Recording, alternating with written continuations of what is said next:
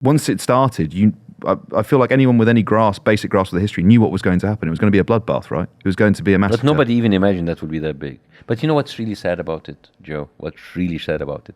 If today Israel decides to stop their military actions and say, all right, we'll leave you, we're good, no more killing, people will applaud Netanyahu. Like, good, it's good that you didn't kill more people. Thank you for not killing 60,000. Thank you for stopping at 33. You see, there's not going to be even accountability for Israel. If they stop this, I'm like, okay, good. Thank you so much for listening. Thank you for giving people the disabled and the people who killed some food. Thank you so much, Israel. You don't understand. You understand that we have seen the biggest human crime right unfold in front of our eyes for 6 months, and Israel will walk away from it. No accountability. There's going to be no consequence for it whatsoever. They're even getting more arms, getting more aid, getting more money, getting more support of the Western world. Even being applauded for killing not so much civilians. You see, it's just people are just like our screams like stop the killing. That is the minimum. That is the minimum that you can ask as human beings. And when it finally happens, whatever happens in the last 6 months, whether in the West Bank or Eastern Jerusalem or Gaza, will just go unpunished. What kind of message are we telling our children? That as long as you have the power, the weapons, the support of the Western world, the support of America, you can do whatever you want, and you will be even applauded by stopping short at a total annihilation. That is the message, basically, we're telling to our children. What kind of values are you instilling to today's generation? I think it's not going to end one for anybody. No. Interesting phrase you used there, right, which is Western support for Israel. And quite often we hear here in the UK, well, what does it matter if our political position changes? If we withdraw our support for Israel, what difference will it make? As if that kind of ignores the fact that we grant export licenses for weapons that go to Israel and then get used in Gaza. And I kind of wonder what you make of those arguments that international pressure can't change the facts of what's happening there. Why don't we withdraw our support to Ukraine? Yeah. If it doesn't make any difference, then it's just it doesn't bear engaging with. And the fact that you have like an evil player in the world, just like violating all the international laws and getting away with it, what kind of message are you giving to the rest of the world? How can you have a moral standing if anybody else commits war crimes if you're letting this happen? You can't. I mean, the thing is, I said it before, I said Israel has corrupted the West morally for 100 years. You cannot come with a straight face lecturing us about morality or about human rights anymore. You can't. You can't just go cry about... Do you remember Charlie Hebdo? Yeah. 11 people were killed. Terrible. The world leaders collected into the streets of France. It's like, oh, Charlie Hebdo. And we changed our profile. You sweet Charlie. 11 people. Oh, my God.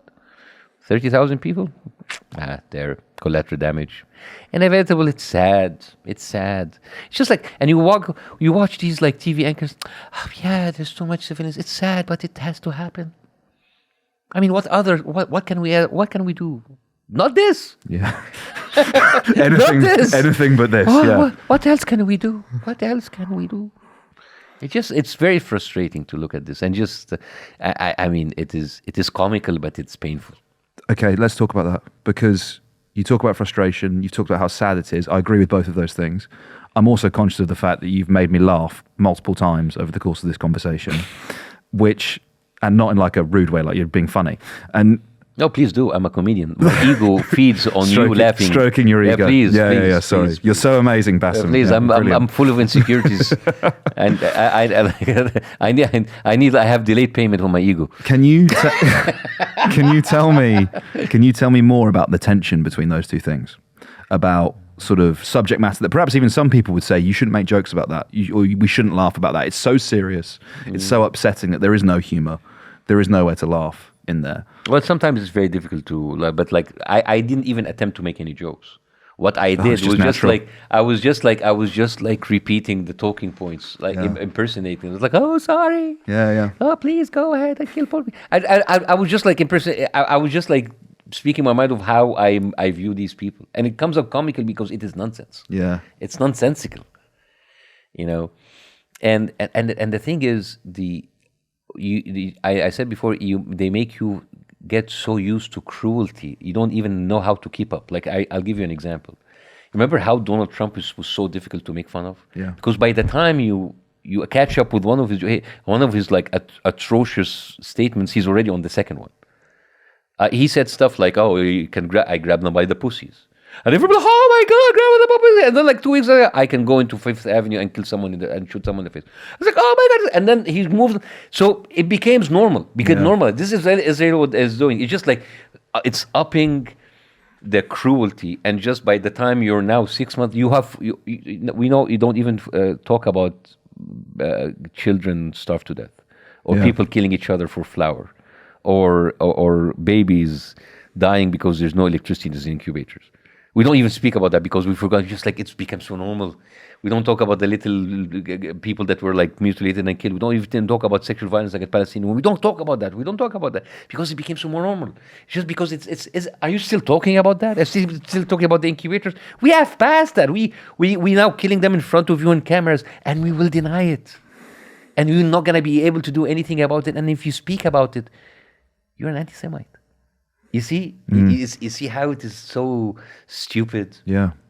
And I don't know. I mean, it is very depressing. Yeah. and yet it's mind blowing.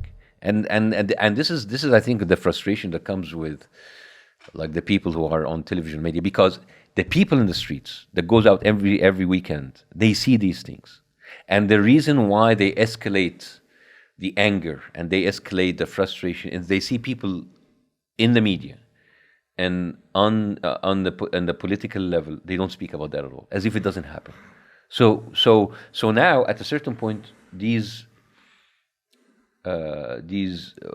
protests will be more intense. It's like, oh, look at them, barbaric, Hate marches, yeah. Anti-Semitic. Yeah.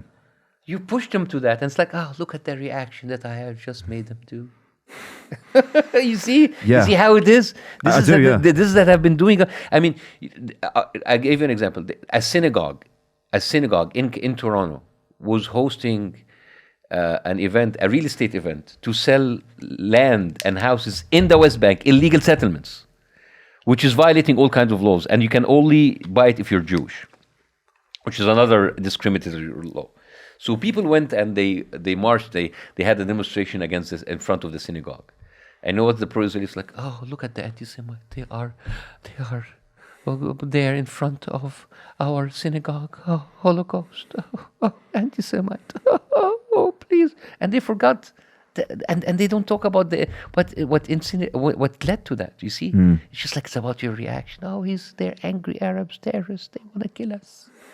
You see that it's been going on for 6 months, and people falling for it every time.